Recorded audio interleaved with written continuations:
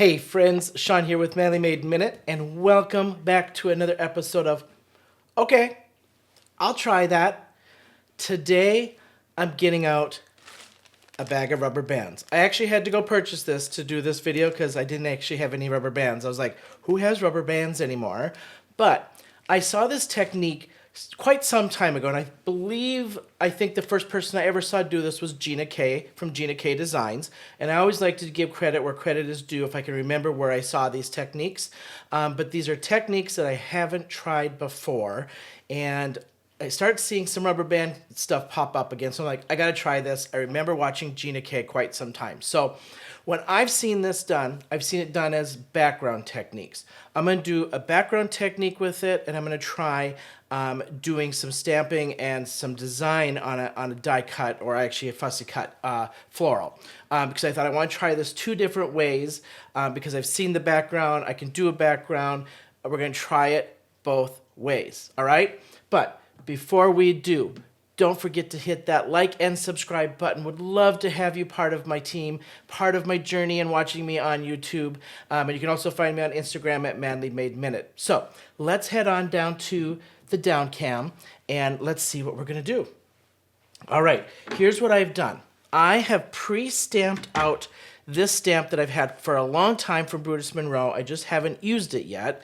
And what I've done, and I just kept this out so you could see what I've done. So I took a piece of watercolor paper, and I used my Artistry watercolor set, and I just took 3 different colors from here, and I just wet the whole paper, and then I just started splotching just big sections of 3 different colors on here and dried it down. Then I stamped it with 3 of these florals and the leaves, and then I just fussy cut these out. All right, we're going to use rubber bands on this, and then I prepped a background because I'm going to throw this on here, but I've got my scrap bucket that we're going to try the rubber bands on as well. So let's just try this on my florals here first. All right, I'm not going to do it on the leaves. I want to do it on these 3 flowers, and I've seen this done in black. Okay, we're going to try pink on the flowers. I might do black on a background. So here's what we're supposed to do. We're going to take out some rubber bands and get out a block, a stamping block, and you're just going to start throwing rubber bands on this. Now, you can go crisscrossy, you can just go straight across, you can go long ways, however you want to do this. And I'm just going pretty rando on this, all right? And just load this up with rubber bands. Okay. Get a couple crisscrossy going here.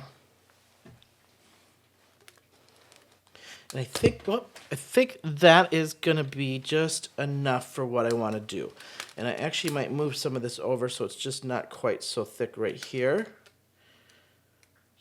I don't want it too much on these flowers. All right.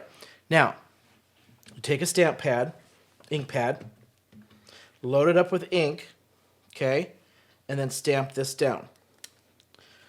I'm going to use pink on my floral since I got some pink going here. We're going to use black on one of the backgrounds. So let's give this a shot. I think I grabbed one that was pretty inked up. So I didn't pre-check this at all. This is the first time I actually opened up the rubber bands even. All right, you can see that's loading up my rubber bands pretty good, right? You get a one and done. It's not like a stamping tool, Misty, that you can keep stamping in the same spot. So just load it up really good, because I know I got one shot with this. And lay this down and back up. Okay? And I'll zoom in on these once I'm done. So I'm going to do all 3 of these. I'm going to go couple shots on this. Ooh, it looks like paint swipes. I'm kind of digging it. So the reason why I thought about doing it on florals like this or something that I've stamped, because we've all seen where we take another stamp and stamp over a design, right? So I thought I could try this with the rubber bands, right? Why not? All right, let's just take a look at these florals. I really like it because it just looks like paint swipes on these. All right, let me just zoom in just a tiny bit here. So you can kind of see it just gives me a little bit of a pattern. I love that. Just another way just to take a little extra bump on some of your stamps, right? So I'm going to leave it there. I think that's plenty. I'm going to add one thing, I think, on this. And we're going to do that now so that it can dry. I'm just going to take a little bit of my Brutus Monroe Pearl Shimmer Mist and just give this a little shimmer, I think. And then we'll move on to do a background. Just a little shimmer on that. I'm going to dry these, because what I thought would be fun was just to make a quick card, or a quick front on this, right? So I'm just going to dry this up. Then I thought it would be fun just to take this background and throw these up on the background just to see how this looks. I pre-did this, so I just did a stencil, Ginny K stencil actually, and then in gray, I used a darker gray to go around the edges. Then I just splattered it with a hot pink from my same set, and then I did this yellow. I have these iridescent calligraphy colors that are awesome for ink splattering and things, so I just took that and ink splattered the yellow on there because I was bringing out some of the yellow that I put on my florals. All right, let's just pop these up really quick. Let me just wipe my surface down. And I'm just going to pop these up.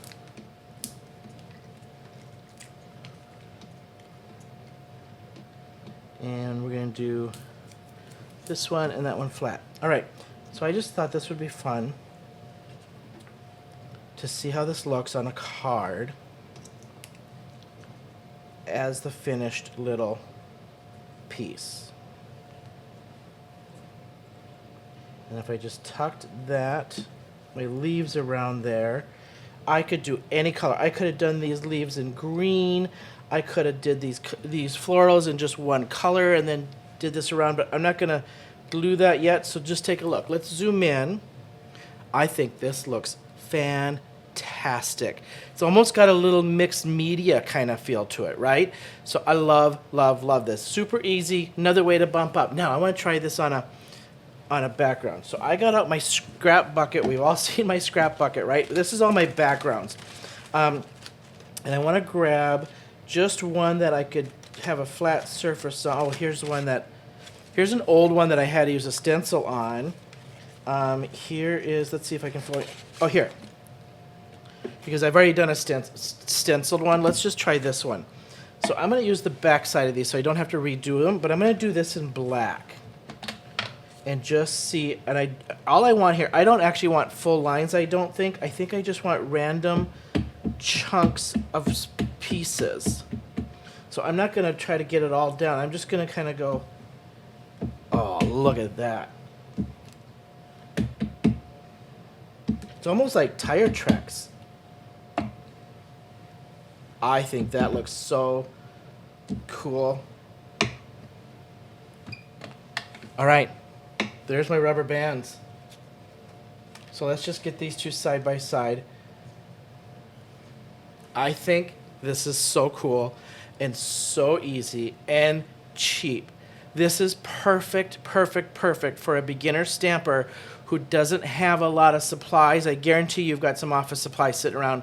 Go to an office supply store. I think this was like $2 for all of these rubber bands. And guess what? I'm not even going to worry about washing these. I'm probably just going to throw them away. Super cheap, right? So another way to use some different sort of tools that we may have laying around. All right, you guys, I tried it. I love it. I'm gonna do this. Definitely do this with some backgrounds. I'm definitely gonna be trying this with different stamps, not just florals, just to see how this looks on different, even leaves. Different greens and different yellows and stuff on leafy would look awesome. So thank you so much for hanging with me, and until next time, I'll see you then.